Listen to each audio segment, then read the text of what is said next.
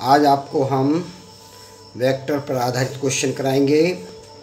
यदि सदिश ए vector 2i + 3j - 5k है तो ए वेक्टर का परिमाण ज्ञात करो। ए मॉडुलस कहते हैं इसे। अब इसमें दिया है क्या हमें, A vector equal to 2i cap 3j cap -5k cap. तो ए वेक्टर का परिमाण कैसे निकालते हैं? Modulus of A vector 2i + 3j - 5k modulus. इसका मॉडुलस उठाएंगे, स्क्वायर करेंगे और स्क्वायर रूट लगाएंगे। स्क्वायर रूट 2 का स्क्वायर, 3 का स्क्वायर, 5 का स्क्वायर, 2 का स्क्वायर 4, 3 का स्क्वायर 9, 5 का स्क्वायर 25 ऑन एडिंग 38। ओके, ये हमारा ए वेक्टर का परिमाण ज्ञात हो गया। यदि सदिश ए वेक्टर 3i + 4j - 5k का एकांक वेक्टर सदिश ज्ञात करना है तो कैसे करेंगे?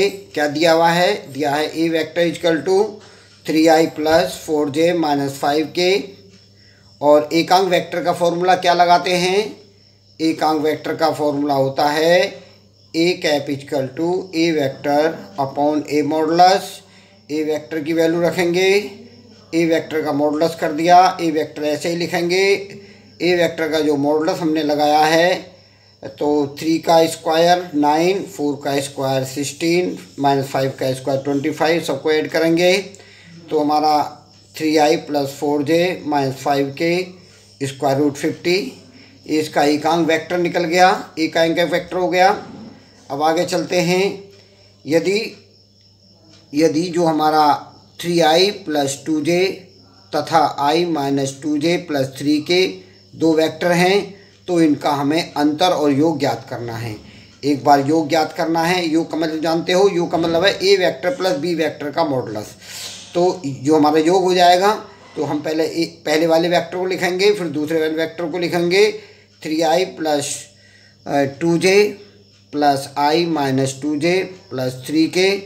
अब इनको ऐड किया तो 4i 0k 3k इसका मॉडल लेंगे। 4 का स्क्वायर 16, 3 का स्क्वायर 9 स्क्वायर रूट इनका 25 का कितना रह गया 5। अब इसका अंतर करेंगे। अंतर क्या होगा? अंतर ए वेक्टर - बी वेक्टर मॉडल लगा देंगे। पहले ए वेक्टर वैल्यू लिख देंगे, बी वेक्टर दोनों को मैच करेंगे तो मैच करके जो हमारा आएगा कितना 29 यूनिट। ओके, ये क्वेश्चन आपका हुआ। इसके बाद आगे चलते बच्चों। दो वेक्टर ए और बी के परिमाण के क्रम से 3 और 5 और 4 मात्रक हैं, उनके बीच कोण 30 अंश है तो ए डॉट बी का मान ज्ञात करना है।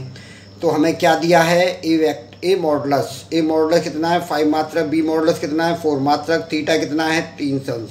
तो ए डॉट बी का फॉर्मूला क्या लगाते हैं? A modulus B modulus cos theta.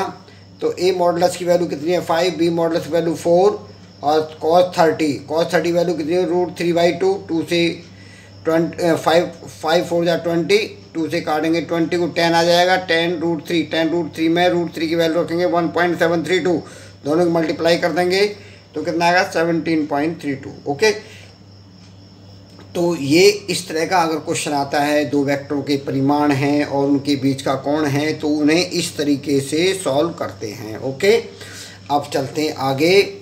यदि ए वेक्टर आपको गिवन है, बी वेक्टर आपको गिवन है तो हमें अदिश गुणन ज्ञात करना है। अब देखिए, जो ए वेक्टर है वो माइनस के रूप में है, जो बी वेक्टर हमारा केवल एक ही है, एक फॉर्म में है। ये हमारा आई और जे के में है, ये हमारा केवल आई में है। तो दो वेक्टर तो हैं लेकिन ए अलग अलग रूपों में हैं, तो उनको जोड़ने के लिए विशेष सावधानी रखनी पड़ती है। तो दिया है ए वेक्टर हमारा 6i - 8j, B vector 3i और जे नहीं दे रखा तो हमने 0 क्या लिखा 0 + j बना दिया। तो ए डॉट बी मतलब ए का vector, B doctor A I 3i, तो इन दोनों मल्टीप्लाई करेंगे 6 18 8j की 0 के में करेंगे तो 0 हो जाएगा, क्योंकि हम जानते हैं i dot I 1 J dot J 1 होता है, तो इसलिए हमारा 6 3 जा 18, 8 इंटू 0 0, 18 में से 0 गए 18 बचे। तो ये हमारा यहाँ तक आपका आंसर आ गया। और इसमें अब आपको सॉल्व कर, अब इसको गृह कार्य देखना है।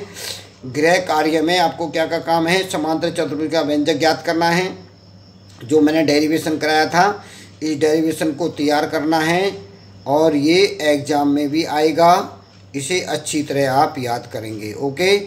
दूसरा काम क्या है, हल आंकिक प्रश्नों का अभ्यास करें। जो मैंने हल क्वेश्चन करके दिए आपको, जो हल करा रहा हूँ, इन्हें हल करके मैं आपको दे रहा हूँ, इन प्रश्नों का अभ्यास करें। देखिए मैं आपको क्वेश्चन लिख रहा हूँ, क्वेश्चन लिख करके सॉल्व कर रहा हूँ।